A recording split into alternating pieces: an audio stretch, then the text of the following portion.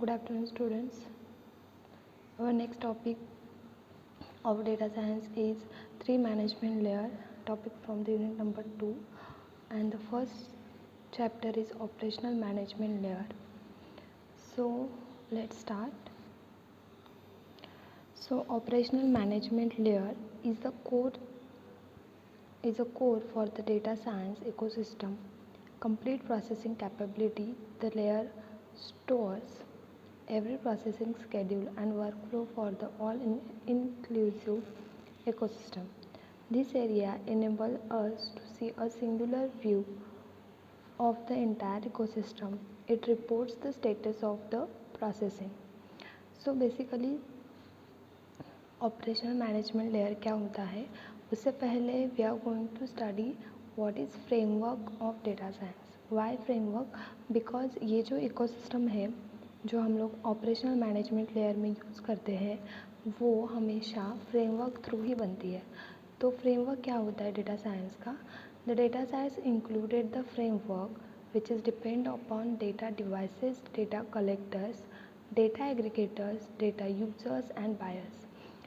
तो जब आप लोग डेटा मैनेजमेंट लेयर को यूज़ करते हो उसका मीनिंग ये है कि आप जो डेटा कलेक्ट करते हो, बेसिकली डेटा साइंस क्या रहता है, प्रेडिक्शन ऑफ डेटा और the prediction for the future project.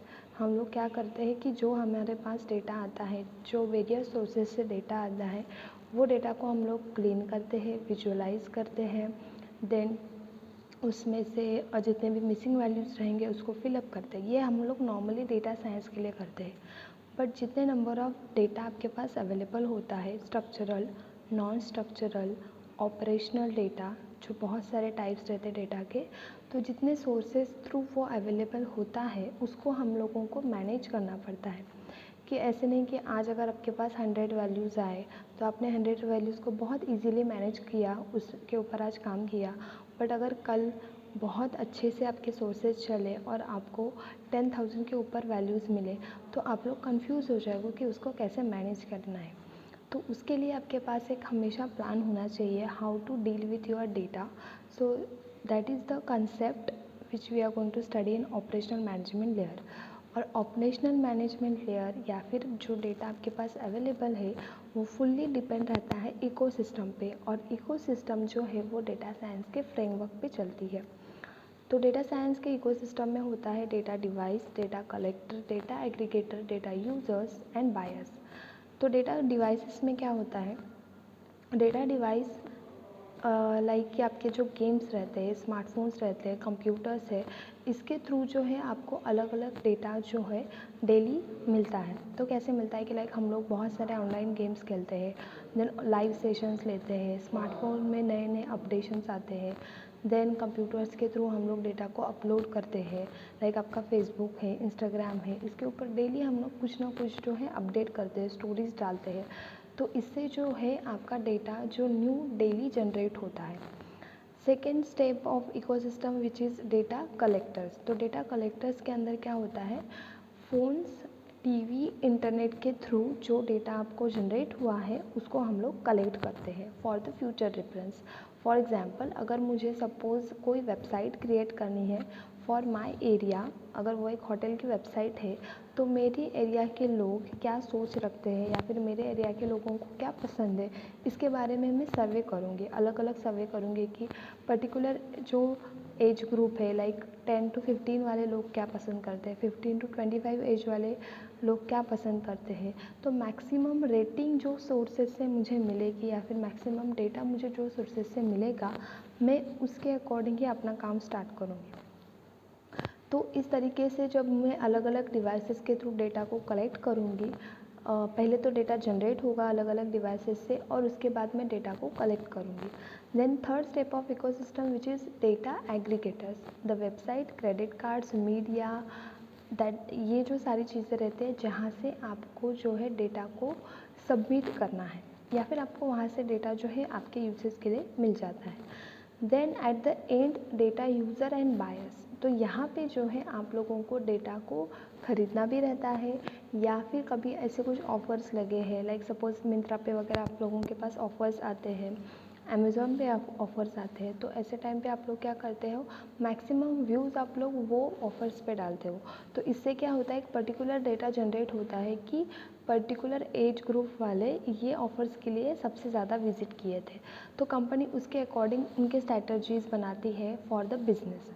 तो ये जो सब डेटा जनरेट होता है, डेटा कलेक्ट होता है, डेटा फिर सबमिट होता है, बायर्स वो डेटा को ख़रीदते हैं, ये पूरा एक इकोसिस्टम पे चलता है। और इसको मैनेज करने के लिए, इसको प्रॉपरली सेट करने के लिए हम लोग ऑपरेशनल मैनेजमेंट लेयर को यूज़ करते हैं। फॉर एग्ज़ाम्पल, जैसे आप लोग अलग अलग कंपनीज़ के जो है सिम कार्ड यूज़ करते हो, कोई एयरटेल करता है, कोई जियो करता है, तो आपका जो नंबर है वो अगर पोस्टपेड है, वो अगर प्रीपेड है, तो आपको different different kinds of offers आते हैं। तो ये जो ऑफ़र्स आते हैं ये कैसे आते हैं, depends upon your usage.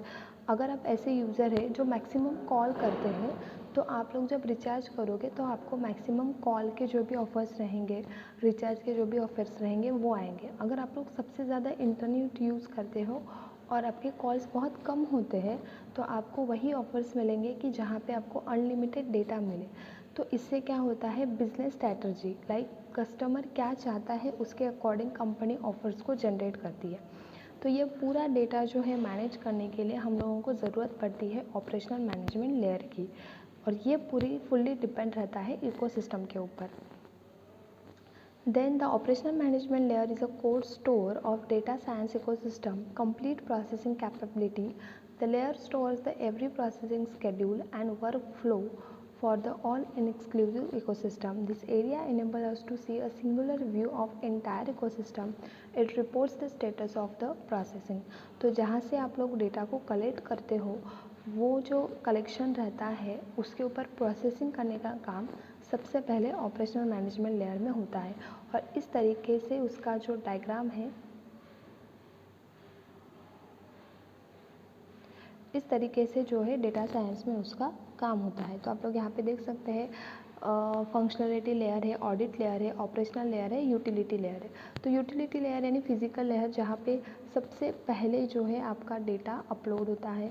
Operational layer में आप लोग डेटा को प्रोसेस करते हो, उसके अंदर पैरामीटर सिलेक्ट करते हो, स्केड्यूल करते हो, मॉनिटर करते हो, communication, then altering, depends upon आपकी रिक्वायरमेंट क्या है उसके अकॉर्डिंग उसके पैरामीटर्स यानी उसके वैल्यूज़ डिसाइड करोगे।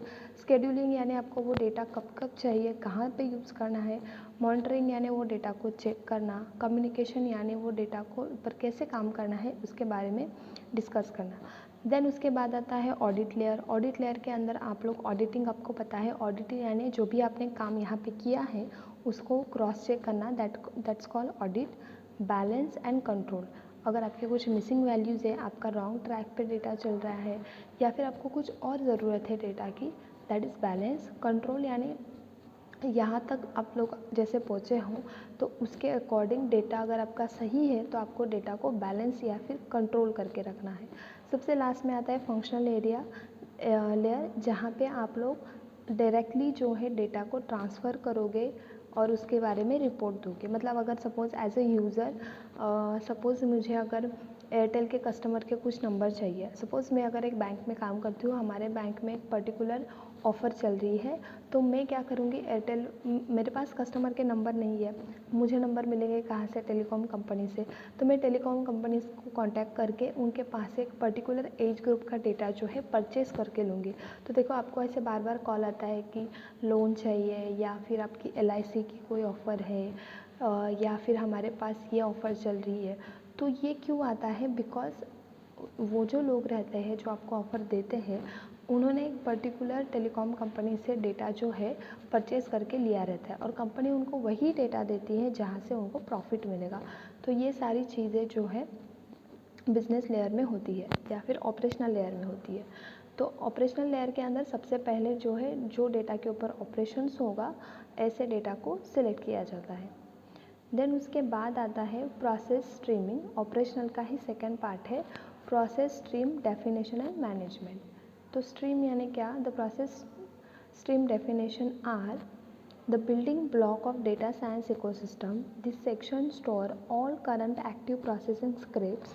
Definition management describe the workflow of the script. It ensures that correct execution order is managed as per the data scientist workflow design. तो आपका जो डेटा कलेक्टेड हुआ है उसके ऊपर जो लोग काम करते हैं, जिनको हम लोग डेटा साइंटिस्ट या फिर डेटा एनालिसिस बोलते हैं, तो आपने अगर उनको रिक्वायरमेंट दिया है कि आपको एक पर्टिकुलर एज ग्रुप का डेटा चाहिए, तो वो पूरे डेटा को ऊपर स्टडी करके आपको वही डेटा देंगे जहाँ से आपको बिजनेस होगा। तो वो स्ट्रीमिंग करने का काम करते हैं। स्ट्रीमिंग करना यानी डेटा को प्रोसीड करते हैं, डेटा के ऊपर वर्क करते हैं या फिर डेटा का स्टडी करते हैं, और उसमें से जो डेटा आपको यूज़फुल है ऐसे डेटा को आपके पास सबमिट करते हैं। देन ऑपरेशनल डेटा के अंदर आता है स्ट्रीमिंग डेटा, और ये डेटा साइंटिस्ट करते हैं। Parameter is the processing are store in the section to ensure a single location for all the system parameter in the production system. For each customer, all these parameters can be placed in a single location and then simply call the single location. Two main design are used: a simple text file that we can import and every Python script, a parameter database supported by the standard parameter setup script that when we include into a every script. So basically parameters यानी क्या, values। तो जो data आप लोग collect करते हैं उसके अंदर अलग अलग टाइप्स के वैल्यूज़ रहते हैं। तो कोई कैरेक्टर रहते हैं, इंटीजर्स रहते हैं, फ्लोटिंग वैल्यूज़ रहते हैं। तो ऐसे पूरे पैरामीटर्स को जो है हम लोग एक ही डेटा टाइप में लेके आते हैं, जिसको हम लोग पैरामीटर प्रोसेसिंग बोलते हैं। इसके अंदर हम लोग डिफरेंट काइंड्स ऑफ वैल्यू को स्टोर करते हैं, और वो हमेशा पाइथन स्क्रिप्ट में ही रहता है। तो बेसिकली जो आपका डेटा साइंस है, इसके अंदर बहुत सारे लैंग्वेजेस रहते हैं, लाइक पाइथन है, उसके बाद आर है, नमपाई है, नो एसक्यूएल है। ऐसे बहुत सारे लैंग्वेज जो है डेटा साइंस के लिए यूज़ होते हैं। बट मोस्टली अगर आपको बहुत ज़्यादा वर्क डेटाबेस पे है तो हम लोग मैक्सिमम पाइथन स्क्रिप्ट को यूज़ करते हैं। पैरामीटर्स के अंदर आप लोग जो है वैल्यूज़ को स्टोर करोगे according to your requirement. Then उसके बाद आता है स्केड्यूलिंग। स्केड्यूलिंग यानी the scheduling plan store in this section to enable the central control of visibility, complete scheduling plan for the system in this solution, drum buffer rope methodology is use. तो basically scheduling यानी क्या, कि scheduling यानी आप लोग जो data collect करके आपने जो क्लीन करके रखा है, डेटा को विजुअलाइज करके रखा है कि ये पर्टिकुलर क्लाइंट को ये डेटा देना है, ये पर्टिकुलर क्लाइंट को ये डेटा देना है। तो ये जो स्केड्यूलिंग रहता है, इसको प्रॉपरली फॉलो करने का काम, या फिर इसको प्रॉपरली फॉलो करने के लिए इनके ऊपर जो ऑब्जर्वर रहते हैं वो स्केड्यूलिंग को प्लान करते हैं कि मतलब ये वाला डेटा ये कस्टमर के रिक्वायरमेंट के अकॉर्डिंग है। और इसके लिए हम लोग mostly drum buffer rope methodology का यूज़ करते हैं। देन उसके बाद आता है audit, balance and control layer. तो ऑडिट, बैलेंस, कंट्रोल लेयर क्या है मैंने आपको इससे पहले बताया, अभी इसको डिटेल में देखते हैं। So the audit, balance and control layer controls are many processing currently underway. This layer is an engine that ensures that each processing request is completed by the ecosystem as planned. The audit, balance and control layer is a single area in which you can observe what is currently running and within your data scientist environment.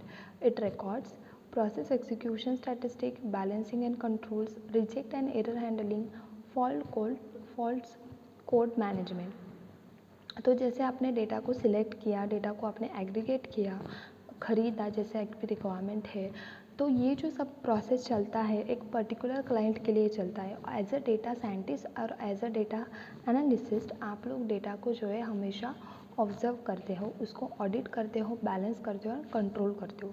तो इसके अंदर क्या क्या record होता है, तो process execution statistic यानी आप लोग कौन से प्रोसेस से डेटा को जो है एग्जीक्यूट कर रहे हो, बैलेंसिंग एंड कंट्रोलिंग, जो कस्टमर की रिक्वायरमेंट है वही डेटा आप लोग उसको देना है, इसके ऊपर प्रॉपर कंट्रोलिंग चाहिए।